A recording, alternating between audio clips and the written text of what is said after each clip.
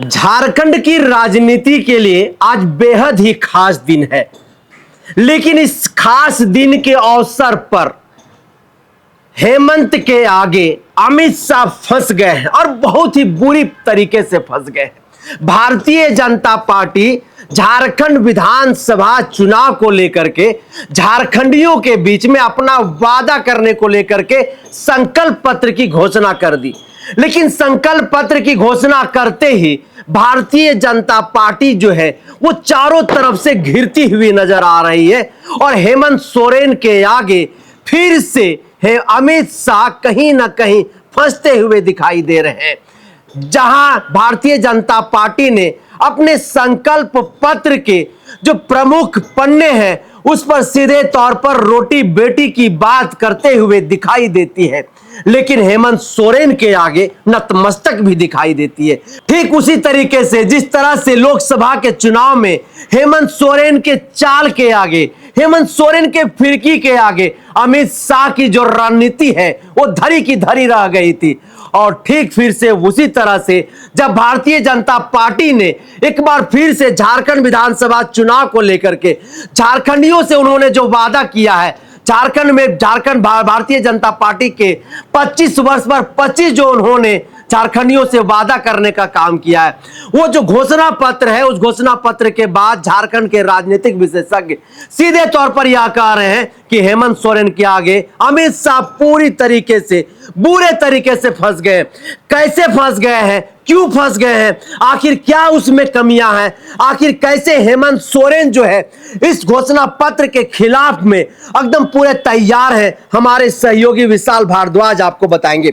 विशाल, दर्शकों को बताइएगा कि जो राजनीतिक गलियारों में यह विषय का चर्चा बन गया है कि जब भारतीय जनता पार्टी अपना घोषणा पत्र जारी करती है, झारखंडियों से 25 वादा करती है कि अगर हमारी सरकार बनती है तो इन 25 वादों पर हम काम करने का काम करेंगे, झारखंड को सशक्त और मजबूत बनाने का काम करेंगे, लेकिन राजनीतिक विशेषज्ञ जो कह रहे हैं कि हेमंत सोरेन के आगे अमित शाह पूरे तरीके से फंस गए हैं। कैसे, दर्शकों को बताइएगा।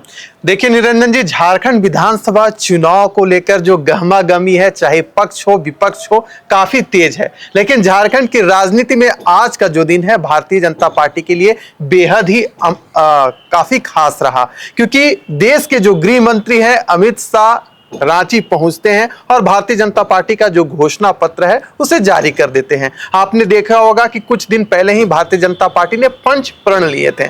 पंच प्रण को लेकर भी कहीं ना कहीं भारतीय जनता पार्टी घिरी थी और घेरने का काम किए थे मुख्यमंत्री खुद हेमंत सोरेन जी। लेकिन आज भी जो घोषणा पत्र जारी किया गया है भारतीय जनता पार्टी की ओर से और जिस प्रकार से अमित शाह का संबोधन हुआ, उसे देखकर जो राजनीतिक विशेषज्ञ है वो यही कह रहे हैं कि भारतीय जनता पार्टी ने घोषणा पत्र तो जारी कर दिया, लेकिन क्या वाकई में इन घोषणा पत्र का झारखंड की जनता में असर होगा या नहीं होगा। तो चलिए आपको बताते हैं। दरअसल बात ऐसी है कि आपने देखा होगा कि भारतीय जनता पार्टी अक्सर मुख्यमंत्री हेमंत सोरेन को बांग्लादेशी घुसपैठिए और रोहिंग्या मुसलमानों के मुद्दे पर घेरने का काम करती थी, लेकिन मुख्यमंत्री हेमंत सोरेन क्या कहते थे, क्या इसके लिए मैं दोषी हूं?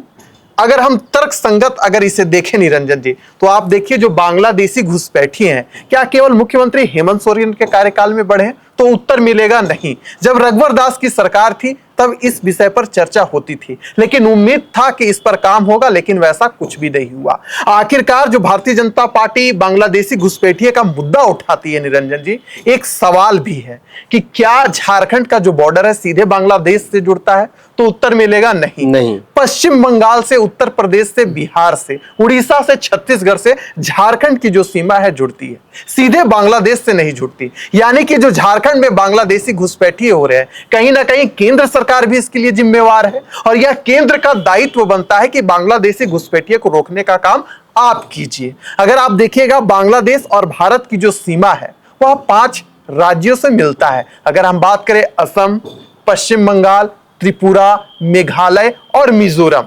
यह जो 5 राज्य है जो सीधे तौर पर बांग्लादेश के बॉर्डर से मिलते हैं। असम में किसकी सरकार है? तो उत्तर है भारतीय जनता पार्टी की सरकार है। त्रिपुरा में किसकी सरकार है? तो एनडीए की सरकार है। तो देखिए इन राज्यों की अगर हम देखें तो यहां पर भारतीय जनता पार्टी कहीं ना कहीं रूलिंग गवर्नमेंट है, उनका हक है, तो क्या यह दायित्व नहीं बनता है कि कैसे उन राज्यों से बांग्लादेशी घुसपैठियों को इंटर नहीं किया जा सके। लेकिन इस पर भारतीय जनता पार्टी कुछ नहीं बोलती है। झारखंड में विधानसभा का चुनाव हो रहा है तो सीधे तौर पर मुख्यमंत्री हेमंत सोरेन को दोषी बनाने का काम करती है। अगर हम तर्क में देखें तो खुद कहीं ना कहीं भारतीय जनता पार्टी फंसते हुए दिखती है। दूसरा है मैया सम्मान योजना, एक ऐसी योजना मुख्यमंत्री हेमंत सोरेन ने लाया जिसमें भारतीय जनता पार्टी जिसकी चक्रव्यूह में पूरी तरीके से फंसते हुए दिख रही थी। उसके बाद क्या किया भारतीय जनता पार्टी ने, गोगो दीदी योजना का कॉन्सेप्ट लाया। इस कॉन्सेप्ट के तहत कहा गया कि अगर हमारी सरकार बनती है तो पहली कैबिनेट से ही जो 2100 रुपए है प्रति माह देने का जो वादा हम अभी कर रहे हैं वह पूरा करने का काम करेंगे। लेकिन देखिए लाया योजना कौन, कॉन्सेप्ट किसका था, मुख्यमंत्री हेमंत सोरेन का। भाजपा इसमें फंस रही थी इसलिए गोगो दीदी का कॉन्सेप्ट लाई। जो तीसरा जो भारतीय जनता पार्टी बात कर रही है कि अगर हमारी सरकार बनती है तो जो ग्रेजुएट हैं या जो पोस्ट ग्रेजुएट हैं जब तक उनकी नौकरी नहीं लगती यानी 2 वर्षों तक हम उन्हें 2000 रुपए देने का काम करेंगे। लेकिन यह जो वादा है मुख्यमंत्री हेमंत सोरेन पहले ही कर चुके थे। और राज्य के युवाओं को आप देखेंगे कि जेपीएससी जो एग्जाम है मुख्यमंत्री हेमंत सोरेन के कार्यकाल में कंडक्ट हुआ। कई सारी जो प्रतियोगिताएं परीक्षा है वह झारखंड में हुई और कई सारे जो बच्चे हैं अभी नौकरी कर रहे हैं। यानी सीधा जो श्रेय है मुख्यमंत्री हेमंत सोरेन को जाता है। बात रही जो सीजीएल परीक्षा रद्द हुआ इसे लेकर काफी आक्रोश था युवाओं में। मुख्यमंत्री हेमंत सोरेन ने जांच को लेकर ऑर्डर भी दिया था निरंजन जी। लेकिन इस प्रकार से भारतीय जनता पार्टी जो घेर रही है जो मुद्दा विहीन है और इसमें कहीं ना कहीं मुख्यमंत्री हेमंत सोरेन कार्ड खेल जाते हैं। ऐसे में भारतीय जनता पार्टी कहीं ना कहीं अमित शाह जो बात कहते हैं उसमें फंसते हुए दिख रही है। बात करती है भारतीय जनता पार्टी पेंशन की नहीं मिल रहा है, वृद्धा पेंशन नहीं मिल रहा है, तो मुख्यमंत्री हेमंत सोरेन पूछते हैं कि 1,36 करोड़ रुपए जो बकाया है उसका क्या हुआ। भारतीय जनता पार्टी के पास कोई जवाब नहीं आता है। लेकिन आप घोषणा पत्र में उसे जिक्र नहीं करते हैं, सीधे तौर पर कहते हैं कि हमारी सरकार जैसे ही बनेगी हम सारा वादा पूरा कर देते हैं। आपने देखा होगा कि कैसे मुख्यमंत्री हेमंत सोरेन ने विशेष सत्र बुलाकर सरना आदिवासी धर्म कोड को पारित कराकर केंद्र सरकार को भेजने का काम किया था। भारतीय जनता पार्टी उतने दिनों से चुपचाप बैठी हुई थी। लेकिन अब क्या है, वो बोलती है कि जब हमारी सरकार बनेगी तो हम सरना धर्म कोड लागू करने का काम करेंगे। यानी कि जो मुख्यमंत्री हेमंत सोरेन जिस पथ पर चल रहे हैं जिससे झारखंड की जनता की भलाई छिपी हुई है उसी चीज को भारतीय जनता पार्टी अपना हथियार बनाती है, मुद्दा बनाती है और घेरने का काम मुख्यमंत्री हेमंत सोरेन को करती है। लेकिन जिस पथ पर मुख्यमंत्री हेमंत सोरेन बढ़ रहे हैं उस पथ पर भारतीय जनता पार्टी को पहुंचने में कहीं ना कहीं जो सोच रही है कि जनता का विश्वास हमें मिलेगा तो ऐसा नहीं दिख रहा है, जैसा कि जो राजनीतिक विशेषज्ञ हैं वह अभी आंक रहे हैं। ऐसे में आज भारतीय जनता पार्टी ने जो घोषणा पत्र जारी किया है निरंजन जी, तो मुझे 2014 का सीन याद आता है जब खुद भारतीय जनता पार्टी ने सम्मिलित किया था कि काला धन वापस लाएंगे।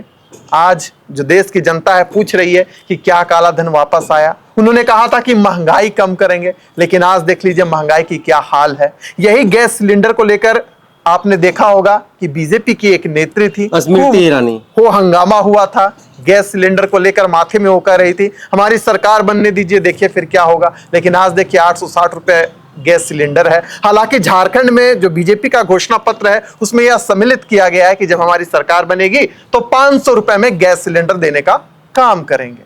क्या लग रहा है वर्ष में 2 मुफ्त सिलेंडर देंगे। तो जनता पूछ रही है कि 2014 वाला वादा किया हुआ आप झारखंड में आके कर रहे हैं। तो देखिए इस प्रकार की बिंदु को घोषणा पत्र में शामिल कर कहीं ना कहीं खुद भारतीय जनता पार्टी अपने ही बनाई जाल में फंसते दिख रही है निरंजन जी। विशाल, भारतीय जनता पार्टी का जो 25 संकल्प पत्र है उसमें से एक बिंदु है जिसमें स्पष्ट तौर पर यह लिखा गया है कि अगर हमारी सरकार बनती है तो यूसीसी और एनआरसी को हम लोग झारखंड में लागू करेंगे।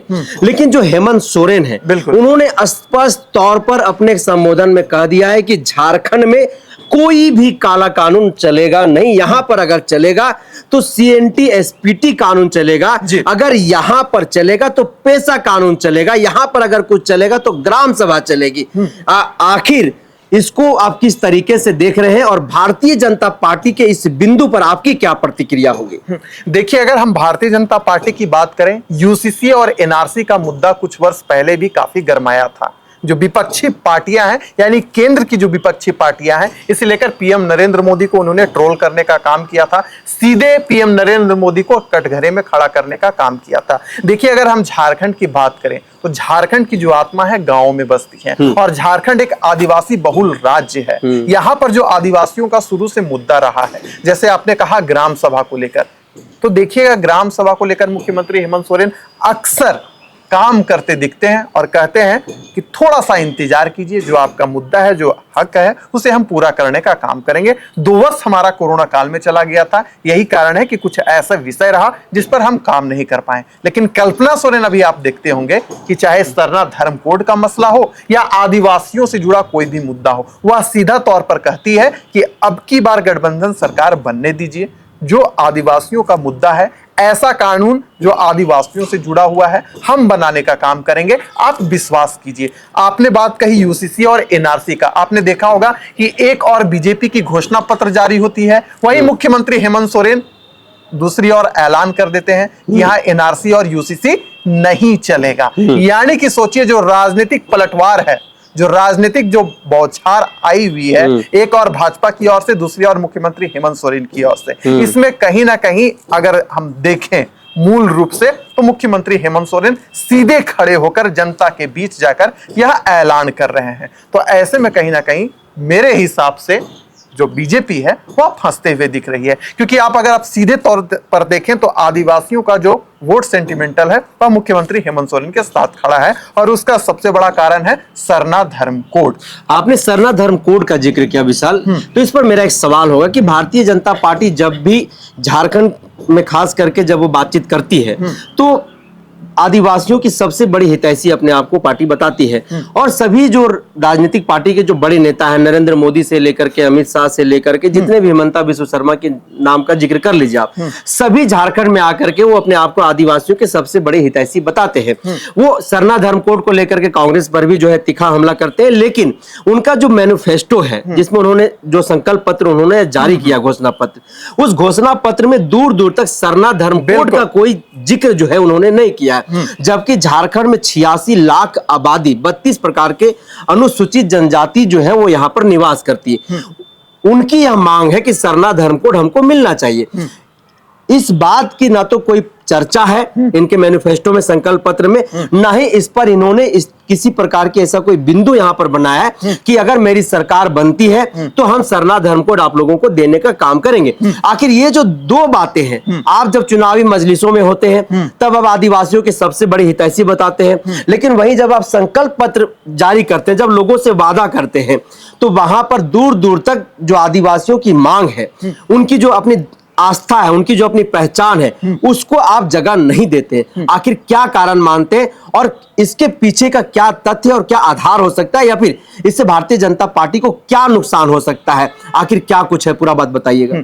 देखिए, इस विषय पर हमने झारखंड मुक्ति मोर्चा के जो केंद्रीय प्रवक्ता है मनोज पांडे, उनसे हमने बातचीत की। उन्होंने सीधे तौर पर कहा कि जब बीजेपी घोषणा पत्र जारी कर रही थी तो भगवान बिरसा का कहीं स्थान मुझे नहीं दिखा, यानी कि कहीं वो तस्वीर में मुझे नहीं दिखे, ना पोस्टर में ना बैलेट में, कहीं मुझे वो नजर नहीं आए। यानी कि सीधे तौर पर भगवान बिरसा मुंडा के नाम पर झारखंड में राजनीति होती है और उन्हें जगह नहीं मिलना अपने आप में ये किस प्रकार का तर्क संगत है, मुझे समझ में नहीं आ रहा है। दूसरी बात रहा सरना धर्म कोड का, हिमंत बिस्वा शर्मा जो कि असम के मुख्यमंत्री हैं, निरंजन जी, वो कहते हैं कि सरकार बनने दीजिए, सरना धर्म कोड हम लोग लागू करने का काम करेंगे। लेकिन जब घोषणा पत्र जारी होता है तो उसमें सरना धर्म कोड का नाम नहीं होता है।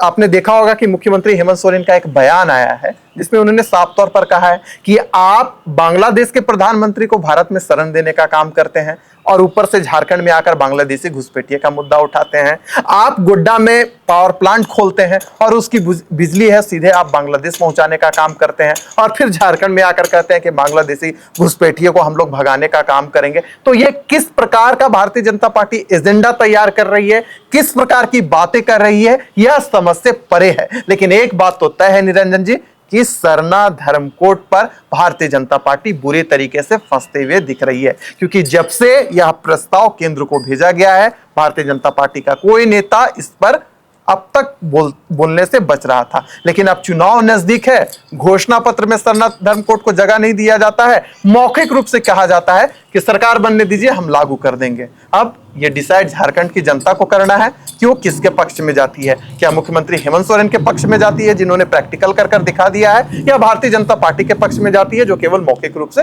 कह रही है। तो यह जो भारतीय जनता पार्टी का संकल्प पत्र है, यह झारखंड के विकास के लिए है या फिर झारखंड वासियों को ठगने के लिए है, यह तो बातें भविष्य के गर्भ में है।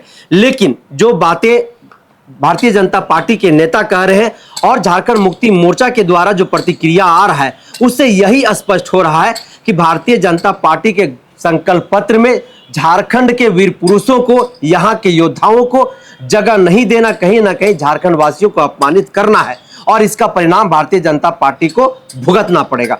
तो इस चर्चा को यहीं पर हम देते हैं विराम। तब तक के लिए दीजिए इजाजत। जोहार।